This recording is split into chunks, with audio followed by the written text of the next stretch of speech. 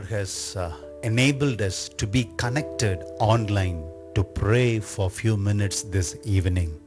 దేవుడు ప్రత్యక్ష ప్రసారం ద్వారా మనమందరము కలిసి కొన్ని క్షణాలు ప్రార్థించడానికి ఆయన మనకు అవకాశం కల్పించారు. கர்த்தர் கொடுத்ததான இந்த நல்ல வாய்ப்பிற்காக கர்த்தருக்கு ஸ்தோத்திரம். ஆண்டுடைய சமூகத்திலே ஒன்று சேர்ந்து ஆண்டவரை துதிக்க, அவரை நோக்கி மன்றாட கர்த்தர் இந்த நேரத்தை நமக்கு தந்திருக்கிறார். ஆவியில் நிரம்பி ஜெபம் பண்ணுவோம், விசுவாசத்தோடு ஜெபம் பண்ணுவோம். கர்த்தர் பெரிய காரியங்களை நம் ஜெபத்தின் மூலமாக செய்வாராக. So this evening we are going to learn about the important lessons Jesus taught to his disciples in the book of Mark chapter 11 verse 20 onwards. ఈ సాయంకాల సమయమందు ఒక ప్రత్యేకమైన ముఖ్యమైన విషయాలు యేసుక్రీస్తుల వారు మరి బోధించిన వాటిని, వారి యొక్క శిష్యులకు నేర్పించిన వాటిని మనం ఈ సాయంకాల సమయమందు మనం నేర్చుకోబోతున్నాం. ஜெபத்தோடு தொடர்புடையதான சில காரியங்களை இயேசுவானவர் மார்க்கு 11ஆம் அதிகாரத்திலே அவர் குறிப்பிட்டு சீஷர்களுக்கு கற்றுக் கொடுக்கிறதை நாம் பார்க்கிறோம். So when you read Mark chapter 11 verses 20 through 26, we could see two important lessons Jesus was teaching to his disciples.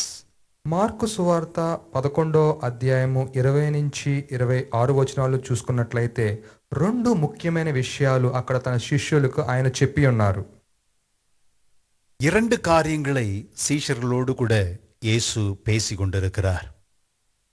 So we are going to learn the first important lesson which is related to prayer and which was taught by Christ Jesus. మొట్టమొదటి విషయం ఏమిటంటే ఆ యొక్క శిష్యులకి ప్రార్థన గురించి అనే అంశాన్ని ఇక్కడ ఆయన చెప్పి ఉన్నారు. దాన్ని మనం నేర్చుకోబోతున్నాం. இரண்டு காரியங்களை இந்த பகுதியிலே இயேசுவானவர் சீஷர்களோடு கூட பேசினாலும் இன்றைக்கு நாம் அந்த முதலாம் பாடத்தை நாம் கற்றுக்கொள்ள போகிறோம். If you see verse 22, Jesus tells his disciples to have faith in God. ఇక్కడ చూసినట్లయితే 11వ అధ్యాయము 22వ వచనంలో ఏం చెప్పబడి ఉన్నదంటే దేవుని యందు విశ్వాసం ఉంచటము. 22ஆம் வசனத்திலே நாம் பார்க்கும் பொழுது தேவனிடத்தில் விசுவாசம் உள்ளவர்களாய் இருங்கள் என்று இயேசு கற்பிக்கிறதை நாம் பார்க்கிறோம். Then when we move to the next verse, he says that with faith and no doubt a mountain can be cast into the sea. ఇక్కడ 23వ వచనంలో చూసినట్లయితే విశ్వాసముతో మనం ఉన్నట్లయితే కొండను కూడా సముద్రములో పడవేయవచ్చు నిస్సందేహంగా అని చెప్పబడి ఉన్నది. 22ஆம் வசனத்திலே தேவனிடத்தில் விசுவாசமாயிருங்கள் என்று சொன்னதான இயேசு அடுத்த வசனத்திலே இன்னும் கொஞ்சம் ஆழமாக சொல்லுகிறார், இருதயத்தில் சந்தேகப்படாமல் விசுவாசித்தால் அவன் சொன்னபடியே ஆகும் என்று சொல்லுகிறதை நாம் பார்க்கிறோம். When we come to the next verse, that is verse 24, again he tells them that if they believing, they will receive whatever they ask will be given them. మరి 24వ వచనములో చూసినట్లయితే ప్రార్థన చేసినప్పుడు వాటి అడుగుచున్న వెళ్ళవన్నీ పొంది ఉన్నామని మనం విశ్వసించినట్లయితే ప్రతిదీ మనకు కలుగుతుందని అక్కడ చెప్పబడి ఉన్నది. 24ஆம் வசனத்தை நாம் கவனிக்கும் பொழுது எவைகளை கேட்டுக்கொள்வீர்களோ அவைகளை பெற்றுக்கொள்வோம் என்று விசுவாசியுங்கள். So all these three verses talks about faith, faith, faith. ఈ 3 వచనాలు కూడా ఏమి చెప్పబడుతుందంటే విశ్వాసము విశ్వాసము విశ్వాసము గురించి ఇక్కడ చెప్పబడి ఉన్నది. நம்முடைய ஜெபத்திற்கான பதிலை பெற்றுக்கொள்வதற்கு விசுவாசம் எவ்வளவு முக்கியமாக இருக்கிறது என்பதை கற்றுக் கொடுக்கும்படியாக இந்த 3 வசனங்களையும் நாம் வாசித்தோம். அந்த விசுவாசம், நம்பிக்கை, சந்தேகப்படாமல் கேளுங்கள் என்கிறதான அந்த பதங்கள் அதிகமாய் உபயோகப்படுத்தப்படுகிறதை நாம் பார்க்கிறோம். So in these verses, Jesus was gradually building up to teach people the importance of faith. ఇక్కడ చూసినట్లయితే యేసుక్రీస్తుల వారు అక్కడున్న శిష్యులకి క్రమేపీ దేని విషయమై ఆయన బోధిస్తున్నారంటే విశ్వాసము గురించి ఆయన వారికి చెప్పుచున్నారు. So in verse 23 we read, "Truly I tell you, if anyone says to the mountain, go throw yourselves into the sea, and does not doubt in their heart, but believes that what they say will happen, it will be done for them." 23వ వచనము, ఎవడైనను ఈ కొండను చూచి నీవు ఎత్తబడి సముద్రములో పడవేయబడమని చెప్పి తన మనస్సులో సందేహింపక తాను చెప్పునది జరుగునని నమ్మిన యెడల వాడు చెప్పునది జరుగునని మీతో నిశ్చయముగా చెప్పుచున్నాను. 23ஆம் வசனத்திலே நாம் பார்க்கும் பொழுது மலை என்கிறதான வார்த்தை உபயோகப்படுத்தப்படுகிறது. எவனாகிலும் இந்த மலையை பார்த்து நீ பெயர்ந்து சமுத்திரத்திலே தள்ளுண்டு போ என்று சொல்லி தான் சொன்னபடியே நடக்கும் என்று தன் இருதயத்தில் சந்தேகப்படாமல் விசுவாசித்தால் அவன் சொன்னபடியே ஆகும் என்று மெய்யாகவே உங்களுக்கு சொல்லுகிறேன். இந்த பதத்தை சிலர் எழுத்தின் மூலமாக எடுத்துக்கொண்டு அதை தவறான முறையிலே விமர்சனம் செய்கிறதை இந்த உலகத்திலே நாம் பார்க்க முடியும். Many people take this concept in a different way, and they criticize and give meaning in very different way. చాలా మంది ఈ వాక్యాన్ని వేరే భావములో తీసుకుని దాన్ని బట్టి వారు చాలా విధంగా విమర్శిస్తూ ఉంటారు. Moving a mountain here was a metaphor, analogy, an image, a symbol in Jewish literature for doing what was seemingly impossible. ఇక్కడ మనం చూసినట్లయితే మరి పర్వతములను కొండలను మరి సముద్రములో పడవేయడం అనేది ఏ విధంగా ఉందంటే, ఏ విధంగా దృశ్యంగా యూదులకు ఉన్నదంటే అసాధ్యమైనది సాధ్యము అని చెప్పడానికి అక్కడ చెప్పబడి ఉన్నది. யூத இலக்கியங்களிலே நாம் பார்க்கும் பொழுது இந்த மலை போன்றதான வார்த்தைகளை ஓமையாக, ஒப்புமையாக, உவமானமாக அவர்கள் உபயோகப்படுத்துகிறதை நாம் பார்க்க முடிகிறது. ஆகவே இந்த இடத்திலேயும் இயேசுவானவர் மலைகள் என்று உபயோகப்படுத்தும் பொழுது அது எதை குறிக்கிறது என்று சொன்னால், முடியாத காரியங்களும் நடக்கக்கூடாது, சாத்தியம் இல்லை என்று தோன்றுகிற காரியங்களும் விசுவாசத்தின் மூலமாக நடக்கும் என்பதை வலியுறுத்துவதற்காக இந்த மலை என்கிறதான வார்த்தையை இங்கே உபயோகப்படுத்துகிறதை நாம் பார்க்கிறோம். Same likewise, if we read the entire Bible, we could see a same kind of metaphor, analogy were used throughout the scriptures in order to explain the impossible things. అదే విధంగా పరిశుద్ధ గ్రంథంలో మొత్తం మనం అంతా చదివినట్లయితే ఇలాంటి సాదృశ్యాలు అనేకమైనవి ఈ వాక్యాల్లో చెప్పడం జరిగినది. ఇవన్నీ దేనికి సాదృశ్యంగా ఉన్నాయంటే అసాధ్యమైనది విశ్వాసం ద్వారా సాధ్యము అవుతాయని చెప్పబడడానికే అక్కడ సాదృశ్యంగా చెప్పబడి ఉన్నవి. ஏசாயா 49:11 வசனம், ஐசாயா சாப்டர் 49 verse 11, அங்கே சொல்லப்பட்டிருக்கிறது, என் மலைகளை எல்லாம் வழிகளாக்குவேன், என் பாதைகள் உயர்த்தப்படும். There it says, I will make each of my mountains a road and my highways shall be elevated. మరి యెషయా 49 అధ్యాయము 11 వచనములో ఏమి చెప్పబడి ఉన్నదంటే, నా పర్వతములన్నిటినీ త్రోవగా చేసేదను, నా రాజమార్గములు ఎత్తుగా చేయబడును అని చెప్పబడి ఉన్నది. Isaiah chapter 54 verse 10. ஏசாயா 54 10ஆம் வசனத்தில் நாம் பார்க்கும் பொழுது, மலைகள் விலகினாலும் பர்வதங்கள் நிலை பெயர்ந்தாலும் என் கிருபை உன்னை விட்டு விலகாமலும் என் சமாதானத்தின் உடன்படிக்கை நிலை பெயராமலும் இருக்கும் என்று உன்மேல் மனதுருகுகிற கர்த்தர் சொல்லுகிறார். For the mountains shall depart and the hills be removed, but my kindness shall not depart from you, nor shall my covenant of peace be removed, says the Lord who has mercy on you. యెషయా 54 అధ్యాయము 10 వచనములో ఏమి చెప్పబడి ఉన్నదంటే, పర్వతములు తొలగిపోయినను మెట్టలు తత్తరిల్లును, నా కృప నిన్ను విడిచిపోదు, సమాధాన విషయమైన నా నిబంధన తొలగిపోదు అని నీయందు జాలిపడు యెహోవా సెలవిచ్చుచున్నాడు.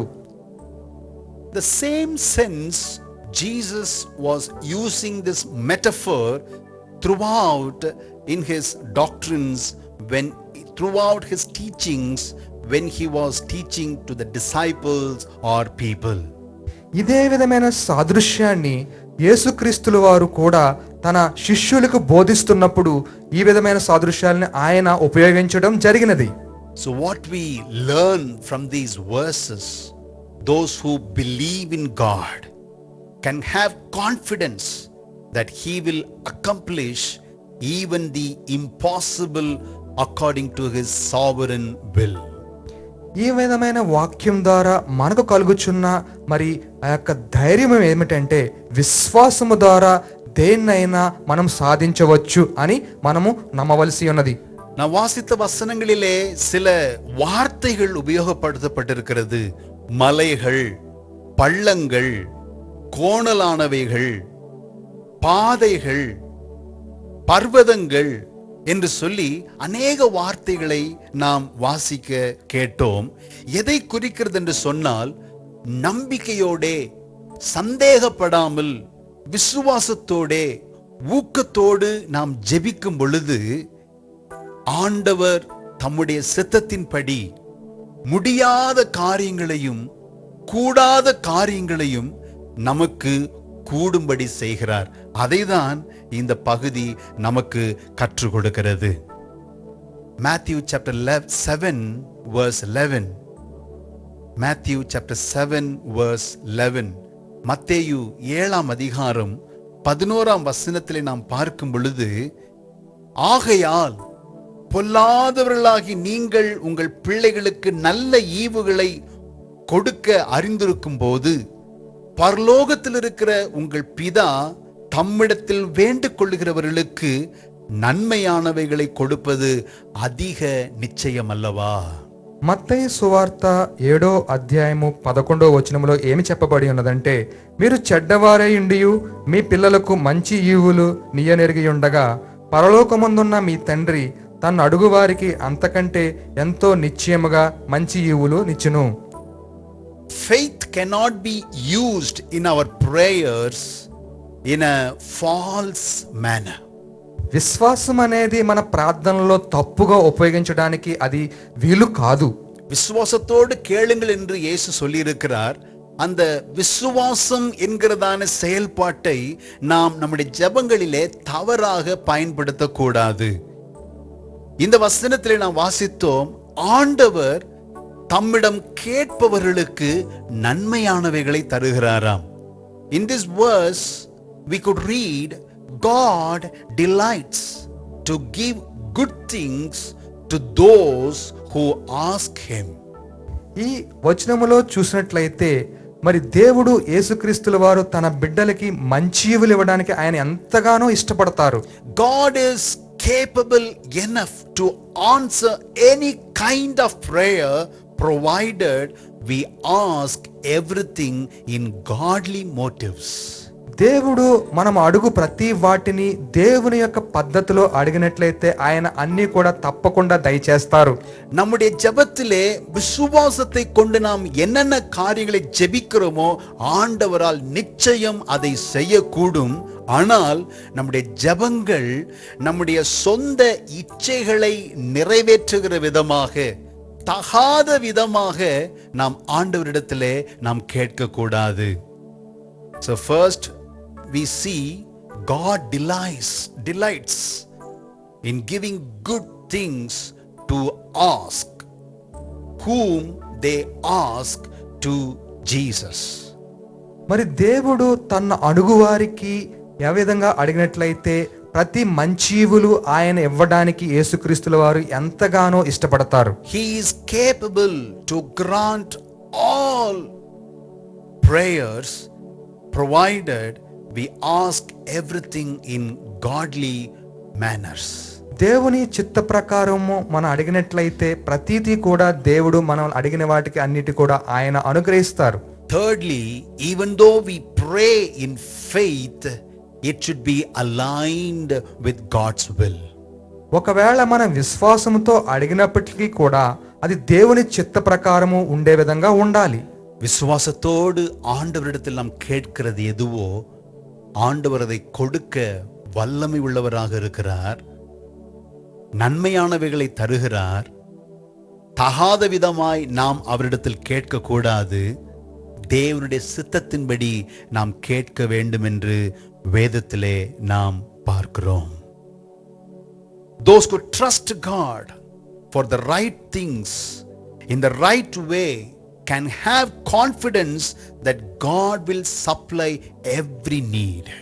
ఒకవేళ మనము సరైనది మనము దేవుణ్ణి అడిగినట్లయితే సరైన సమయంలో దేవుడు అన్నిటినీ కూడా మనకు అనుగ్రహిస్తారు.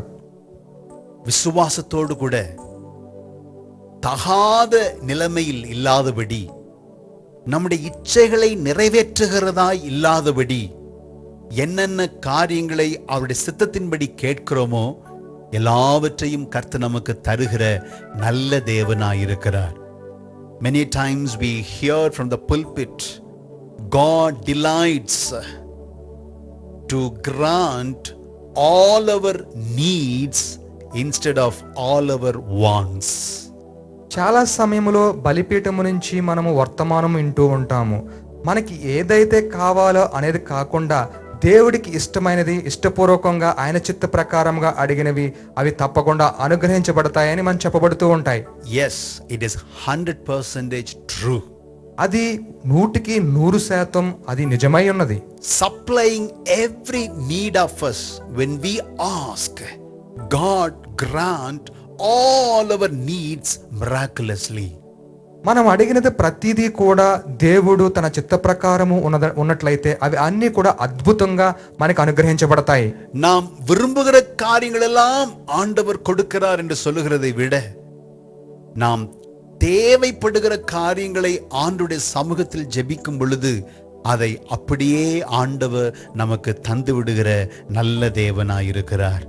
That's what we read in Philippians chapter 4 verse 19. And my God shall supply all your need according to his riches in glory by Christ Jesus.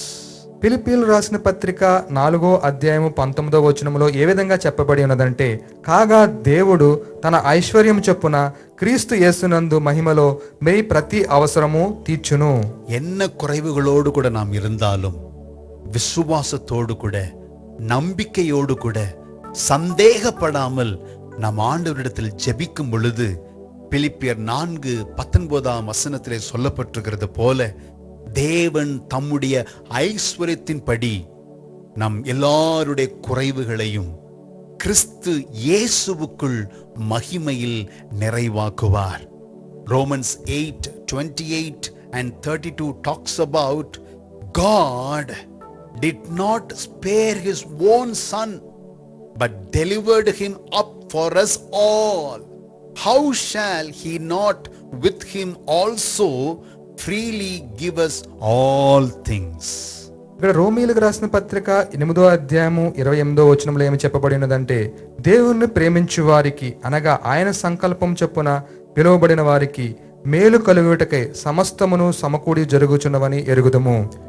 ரோமர் 8:28 என்ன வாசிக்கிறோம்? சகலமும் நன்மைக்கு ஏதுவாக நடக்கிறது. 32ஆம் வசனத்தில் நாம் பார்க்கிறோம், தம்முடைய சொந்த குமாரன் என்று பாராமல் நம் எல்லாருக்காகவும் அவரை ஒப்பு கொடுத்தவர் அவரோடே கூட மற்ற எல்லாவற்றையும் நமக்கு அருளாதிருப்பது எப்படி?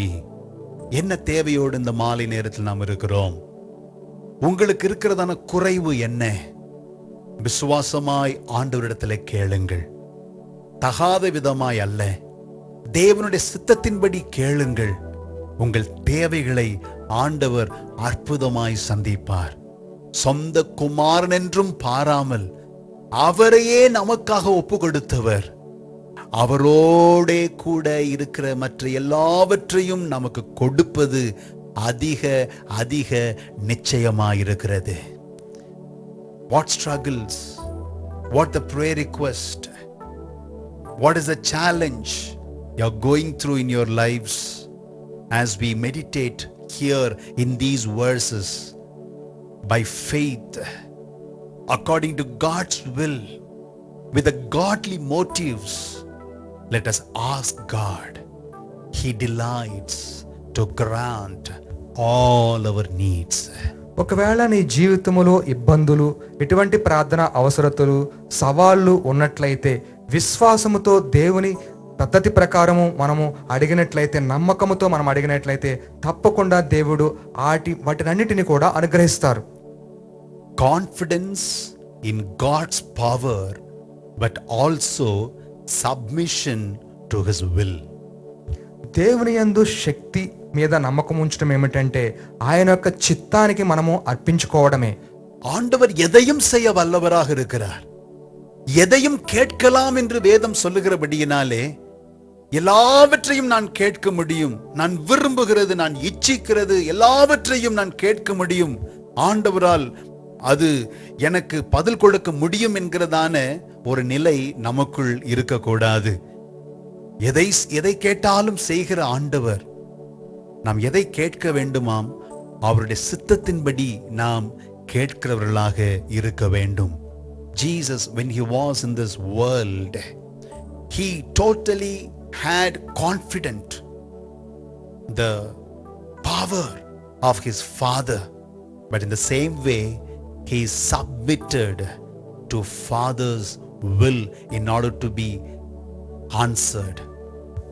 యేసుక్రీస్తుల వారు ఈ భూలోకం మీద ఉన్నప్పుడు దేవుని యొక్క శక్తి మీద పూర్తిగా నమ్మకం ఉంది. అయినప్పటికీ కూడా తన యొక్క ప్రతి అవసరతను దేవుని యొక్క చిత్తానికి ఆయన అప్పగించుకోవడం జరిగినది. இயேசுவானவர் இந்த உலகத்திலே மனுஷனாய் இருக்கும் பொழுது பிதாவாகிய தேவனுடைய வல்லமையை நன்றாக அறிந்திருந்தார். ஆனால் ஜெபிக்கும் பொழுது பிதாவினுடைய சித்தத்தின்படி தன்னை ஒப்பு கொடுத்து அதற்கேற்ற விதமாய் ஜெபித்ததாக நாம் வேதத்திலே வாசிக்கிறோம். I could give one example. Mark chapter 14 verse 36. Mark 14ஆம் அதிகாரம் 36ஆம் வசனத்தில் நாம் பார்க்கிறோம், பிதாவாகிய தேவனுடைய வல்லமையின் மேல் அவ்வளவு அசையாத நம்பிக்கை உடையவராக இருந்தார். அதே நேரத்தில் பிதாவின் சித்தத்திற்கு அதற்கு ஏற்ற பிரகாரமாக அவரிடத்தில் பதிலையும் அவர் எதிர்பார்த்ததாக இந்த வசனம் சொல்லுகிறது.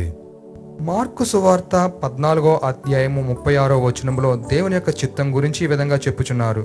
నాయన తండ్రి, నీకు సమస్తమును సాధ్యము, ఈ గిన్నె నా యొద్ద నుండి తొలగించుము, అయినను నా ఇష్ట ప్రకారము కాదు, నీ చిత్త ప్రకారమే కానిము అనెను. எப்படி ஜெபிக்கிறார் என்று பாருங்கள். அப்பா பிதாவே, எல்லாமே உம்மாலே கூடும், இந்த பாத்திரத்தை என்னிடத்திலிருந்து எடுத்து போடும், ஆகிலும் என் சித்தத்தின்படி அல்ல, உம்முடைய சித்தத்தின்படியே ஆக கடவது என்றார். Father, all things are possible for you. Take this cup away from me. Nevertheless, not what I will, but what you will. ఇక్కడ చూసినట్లయితే, నాయనా తండ్రి, నీకు సమస్తము సాధ్యము, ఈ గిన్నె నా యొద్ద నుండి తొలగించుము, అయినను నా ఇష్ట ప్రకారము కాదు, నీ చిత్త ప్రకారమే కానిమ్ము అనిను. So let us seek to grow in faith as we pray, but also with understanding that what we ask must be in harmony with the will of God. మనం అందరము కూడా ప్రార్థనలో విశ్వాసములో ఎదుగుదాము. అయినప్పటికీ కూడా మనం అడిగినది ప్రతిదీ కూడా దేవుని చిత్త ప్రకారం అది సమతూగేలాగా ఉండే విధంగా ఉండాలని మనం చూసుకోవాలి. விசுவாசத்தோடு ஜெபிக்க நாம் பழகிக் கொள்வோம். விசுவாசத்தோடு ஜெபிக்கும் பொழுது நம்முடைய ஜெபத்திலே ஆண்டுடைய சித்தத்தின்படி நடக்க வேண்டும் என்கிறதான அந்த வார்த்தைகளும் இணைந்திருப்பதாக. ஆகவேதான் இந்த வசனத்தை நாம் வாசித்தோம்.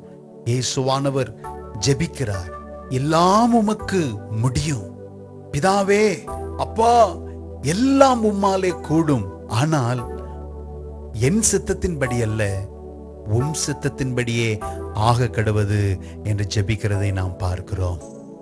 In our prayer lives, let us ask God to increase our faithfulness. మన ప్రార్థనా జీవితములో దేవుణ్ణి అడుగుదాం. మన యొక్క విశ్వాసము పరిమాణము పెరిగే విధంగా ఆయన్ని అడుగుదాం. May the Lord help us to ask according to His will. దేవుడు మనం అడుగు వాటన్నింటినీ కూడా ఆయన చిత్త ప్రకారము అడిగే విధంగా మనకు సహాయము చేయనుగాక. Once a father of a son, he was asking Jesus, help my unbelief, Lord. ఒక విధమైన తండ్రి యొక్క కుమారుడు ఈ విధంగా దేవుణ్ణి అడుగుచున్నాడు, నాకున్న అవిశ్వాసమును బట్టి నాకు సహాయము చెయ్యి అని అడుగుచున్నారు. என் அவிசுவாசம் நீங்கும்படி உதவி செய்யும் ஆண்டவரே என்று சொல்லி ஒரு தகப்பன் ஜெபிக்கிறதை நாம் புதிய ஏற்பாட்டு புஸ்தகத்திலே மார்க்கு 9 அதிகாரம் 24 வசனத்திலே நாம் வாசிக்கிறோம். Even in Luke chapter 17 verse 5, லூக்கா 17 அதிகாரம் 5 வசனத்திலே சீஷர்கள் இயேசுவை பார்த்து கேட்டார்கள், எங்கள் விசுவாசத்தை வர்த்திக்க பண்ண வேண்டும் என்று. Disciples asked Jesus, increase our faith. లూకా సువార్త 17వ అధ్యాయము 5వ వచనములో యేసు యొక్క శిష్యులు ఈ విధంగా అడుగుచున్నారు, అపోస్తులు మా విశ్వాసము వృద్ధి పొందించమని ప్రభువుతో చెప్పగా. So we learned this evening, we need to pray by faith, and God is able to do anything in our lives, but it should be aligned along with God's will. మనం ప్రార్థనలో విశ్వాసముతో అడిగినట్లయితే ప్రతీది కూడా దేవుడు తప్పకుండా దయచేస్తారు. కానీ మనం அடிகேది ప్రతీది కూడా దేవుని యొక్క చిత్త ప్రకారము అది అడగవలసి ఉన్నది. இந்த மாலை நேரத்திலே நாம் கற்றுக்கொண்ட காரியம், விசுவாசத்தோடு சந்தேகமில்லாமல் எவைகளை கேட்கிறோமோ அவைகளை கொடுக்க நம்முடைய ஆண்டவர் வல்லமை நிறைந்தவராக இருக்கிறார். அதோடு கூட நாம் எதை கேட்கிறோமோ அது ஆண்டவருடைய சித்தத்தின் பிரகாரமாக இருக்கிறதா என்பதை நாம் நன்றாக நம்முடைய வாழ்விலே பார்த்து கொள்ள வேண்டும்.